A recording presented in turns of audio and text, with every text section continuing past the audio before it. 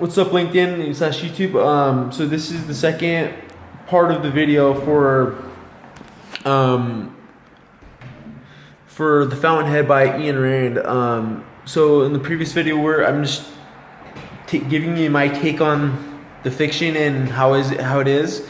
I personally enjoy it. So in this video, I just want to discuss like the important themes that we need to take away, and then just like the factors and how we can apply those factors to our everyday lives. So the first thing we have to realize is that Howard Roark is an objectivist. He's not a real character, but we can emulate certain aspects of his character into our own character. Okay, so that's the first thing. He's also very stoic. He doesn't give conditional response to the world around him. He's just like unemotional. Like if you look at like John Sonomia's videos or Elliot Hulse's, they're a bit more fiery, but Sonoma talks about obviously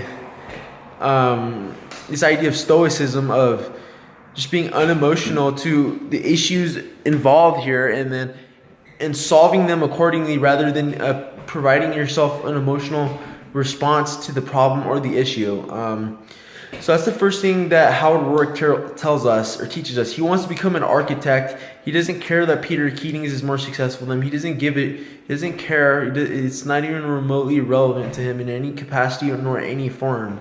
He pursues the vigorous life, the strenuous life, once again, the strenuous life, the hard life, because of his own level of architecture. He doesn't identify with normal social constructs of life, and that's tantamount of importance, because if you look at it, and now do I necessarily identify with him? No, I don't. I feel he's stupid, but there's still pragmatic usefulness in how he conducts his life and what needs to be done rather than what is desired to be done. Okay, so like if you look at Nikola Tesla, he was basically obsessed with his work and nothing else. He didn't care about money, but at the same time, we see the offset problem with like the Tesla character. He ended up going broke. He sells his patent rights away. He blows an amazing investment deal with the J.P. Pierpont Morgan type fellow.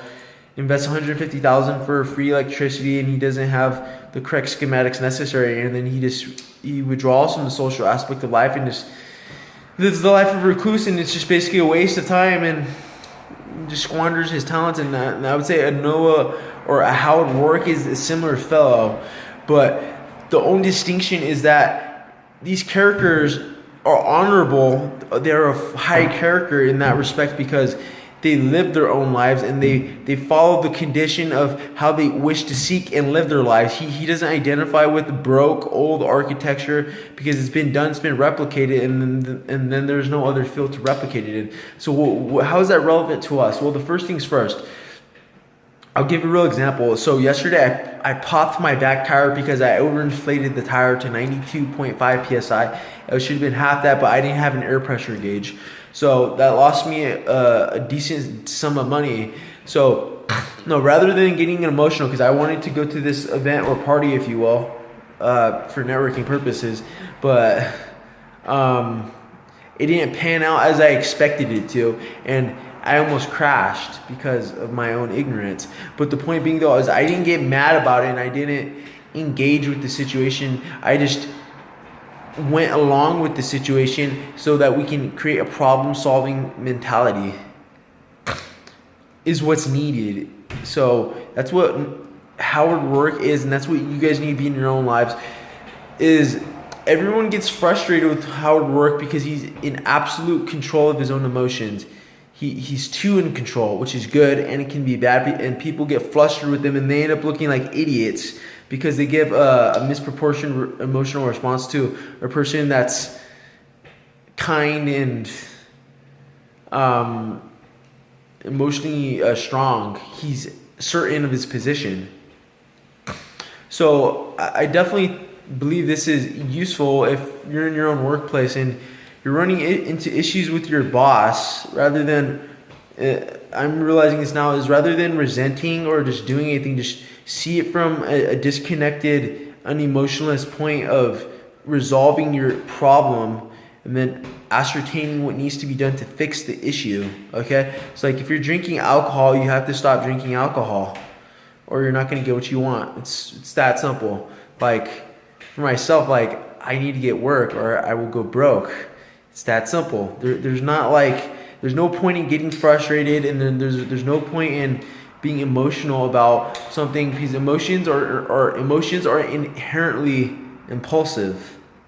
So, and then in the other respect, what Ayn Rand is teaching us is that absolute freedom is freedom from all expectations of society. And do I agree with it? I don't. But free yourself from the conditions of by which you live your life, because Peter Keating is, although he's been bloody successful, he listens to his mom, and in some sense he's like a mama's boy, because she's whispering into his ears how he should live his life. He's like whispering, like, and that's not his life, that's someone else's life. And ultimately he becomes unsatisfied, and he marries a person he doesn't love for the condition of money and work. Is it good or bad? I don't know. But again, we see these characters throughout the real world as well. Like if we look at John Pierpont Morgan, he marries Mimi, which is a girl he doesn't even want for, just to please his father. And she ends up being a recluse. So everyone suffers. When you please another person, both parties suffer, because you're not giving your maximal potentiality. I'm not going to go on too much further. So I'd say the main theme is objectivism, stoicism, following your own path. And what's most admirable about Howard is that it doesn't matter how difficult, how ridiculous his situation is. He just sits there and he waits. He's patient. He doesn't make decisions. He's patient but yet passive. So that doesn't implicitly mean being passive is useful, because it's not useful. What is useful is that this character, we can embody some of these factors to not let the real world get to us, because ultimately we're wasting time not ascertaining on how to create a problem, solution, answer, rather than a waste of time, solution, emotional answer, and complaining and whining, So that's what it is. Like I could complain and whine about, like, say, Moscow, Idaho, because there's not a lot of people here, and there's not sufficient connections implicitly needed for me. But that was my own decision, so I have to make the most of it. So I hope this dialogue was useful. I haven't read the full book, so I definitely recommend The Fountainhead, though, by Ayn Rand. It's very useful, even if you're not a libertarian. It's very I don't know. It's a good book, so I really recommend it. All right. I think you linked in YouTube. If you have any questions, leave them down in the comment section below.